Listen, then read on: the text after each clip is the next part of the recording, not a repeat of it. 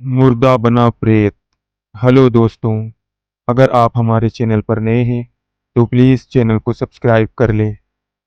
मेरा नाम भावेश है और मैं खारवा जाति से हूँ। मेरा जन्म तो बकरला गांव में हुआ था, पर अब मैं वेराल सिटी में रहता हूँ। करीब 6 महीने पहले की बात है। मेरी नौकरी छूट गई थी और मेरे पास खाने पीने के पैसे भी नहीं बचे थे। हालत इतनी बुरी हो गई थी कि कई जगह से उधार लेकर खाने पीने का खर्चा निकालना पड़ रहा था। उन दिनों कुछ भी करके मैं पैसे कमाने के लिए तैयार था। पैसों की तंगी की वजह से मैं इतना डिप्रेशन में था कि सही गलत का फर्क भी मिटा चुका था। अपनी उसी कंगाली के दौर में एक बार मौत के मुंह में जा पहुंचा था।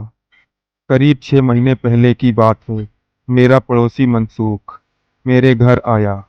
उसने मुझसे कहा कि यार, पैसे कमाने का एक आइडिया है।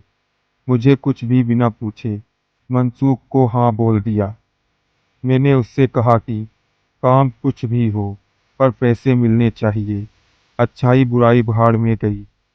पेट में आग लगती है तो रोटी से आग बुझती है, आदर्शों से नहीं।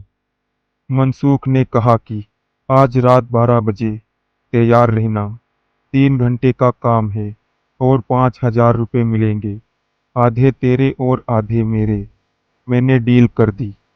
उस रात मनसूख रिक्शा लेकर ठीक 11:30 बजे मेरे घर आ गया। मैं भी बिना कुछ पूछे उसकी रिक्शा में सवार हो गया। मैंने देखा कि रिक्शा में फावड़ा, कुल्हाड़ी और अन्य खुदाई के औजार थे। मैंने हंसते हुए मनसूख को बोला कि भाई, किसी का खून करने तो जाना है।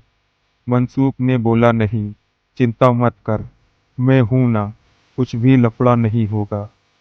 थोड़ी ही देर में मनसूख ने रिक्शा एक कब्रिस्तान के पास रोक लिया। फिर मुझसे कहा कि चल, फावड़ा और कुल्हाड़ी ले ले, हमें अंदर जाना है। हम दोनों दीवार कूदकर अंदर पहुंच गए। मुझे काफी डर लग रहा था। मनसूख एक ताजी दफन की हुई कब्र पर आकर रुक गया और मुझे बोलने लगा कि इसे खोदना है। उसकी बात सुनकर मेरे तो होश उड़ गए। मैं भागकर कब्रिस्तान से बाहर आ गया और रिक्शा के पास आकर खड़ा हो गया। तभी मनसूख ने मुझे समझाया कि सीधे काम के कोई एक दिन के 5,000 रुपये नहीं देता है। अगर तुझे ये काम नहीं करना है तो निकल जा यहाँ से, मैं किसी और को ढूंढ लूंगा। कुछ देर सोचा, फिर मुझे ख्याल आया कि वैसे भी जो मर चुका है वो तो मर ही चुका है। उसकी लाश का कौन क्या करेगा। उससे अब किसी को कोई फर्क नहीं पड़ेगा। वैसे भी अगर कुछ करके पैसे नहीं कमाए तो मेरी लाश भी किसी गटर में पड़ी मिलेगी। थोड़ी ही देर हिम्मत करके मैं उस घिनौने काम को अंजाम देने के लिए राजी हो गया। कुछ ही देर में हमने उस कब्र को खोदकर लाश बाहर निकाल ली।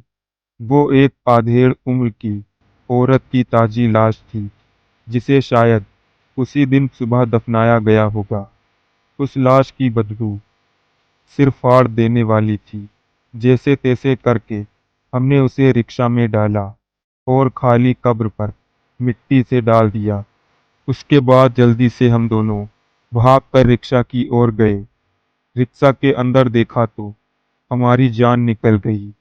रिक्शा से लाश गायब हो चुकी थी। ये अजीब घटना देखकर मेरे तो रोंगटे खड़े हो गए।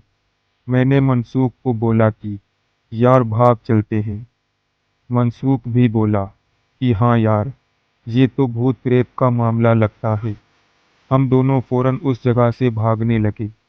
मनसूख ने फौरन रिक्शा चालू करना शुरू किया, पर उसकी रिक्शा चालू नहीं हो रही थी।